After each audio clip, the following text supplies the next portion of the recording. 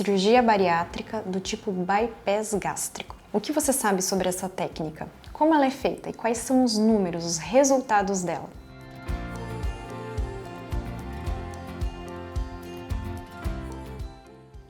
Oi, eu sou a Bárbara Calisto, sou cirurgiã bariátrica e o nosso vídeo de hoje é sobre o bypass, a técnica de cirurgia bariátrica mais realizada no Brasil. Eu trouxe aqui uma figura para mostrar para vocês esquematicamente como é feita essa cirurgia. Então essa cirurgia, como mostra aqui nesse esquema, ela é iniciada pela confecção de um novo estômago que é chamado de Paut. Então eu uso um grampeador mecânico para separar aqui o estômago e deixar ele bem pequenininho.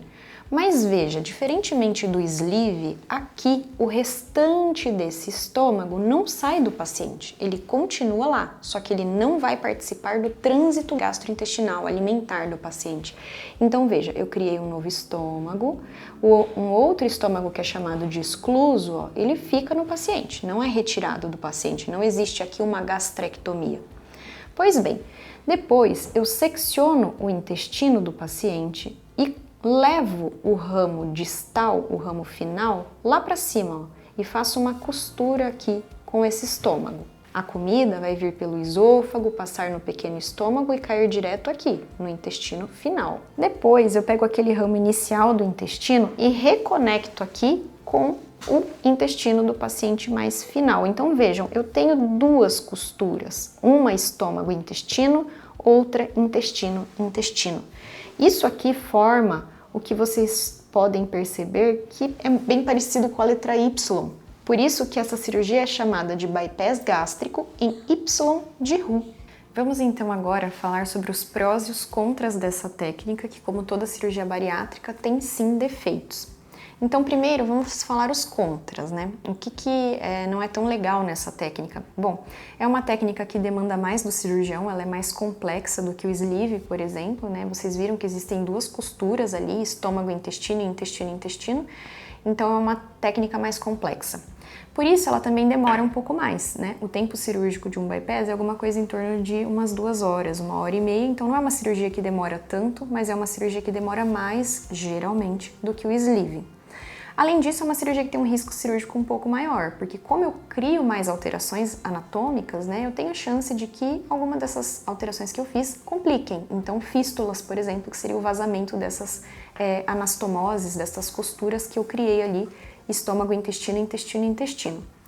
Bom, além disso, eu tenho um potencial de deficiência nutricional um pouco maior aqui no bypass do que no sleeve. Como eu altero o trânsito intestinal, isso predispõe o paciente a ter mais deficiências nutricionais do que no sleeve.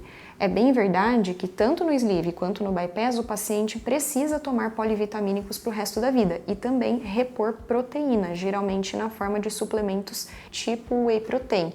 Então em ambas a suplementação vai ser para a vida inteira, mas é verdade que o bypass tem uma chance maior, um potencial maior de deficiência.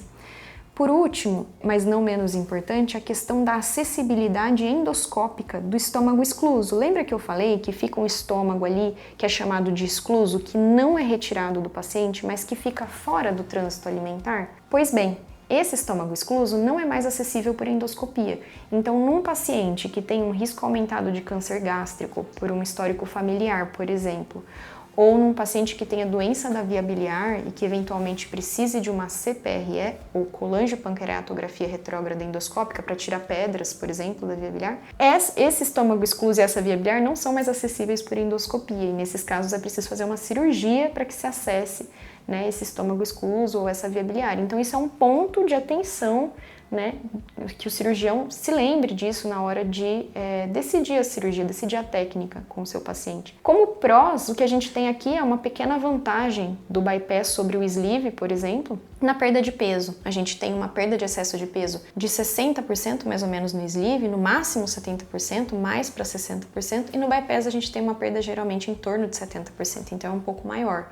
E quando a gente fala do diabetes também, o bypass ele tende a melhorar o diabetes com mais frequência do que o sleeve, ele é mais eficiente em melhorar o diabetes do que o sleeve, então isso é algo que tem que ser considerado principalmente no paciente diabético. E por último, um pró que eu vejo aqui é a doença do refluxo, que no paciente que tem refluxo não é muito legal fazermos o sleeve, porque o sleeve potencializa o refluxo. e o bypass tende a tratar o refluxo, ele melhora o refluxo do paciente. Então, no paciente com refluxo, a gente vê o bypass de maneira mais favorável. Bem, não existe técnica perfeita. Sleeve ou bypass são as mais realizadas, né? O bypass sendo a mais realizada no Brasil e o sleeve a mais realizada no mundo. Ambas têm prós e contras. Vale o paciente conhecer isso que eu estou falando e o cirurgião também, e ambos, né, juntos, discutirem isso no consultório, discutirem isso na consulta médica para decidir qual é a melhor técnica em cada caso.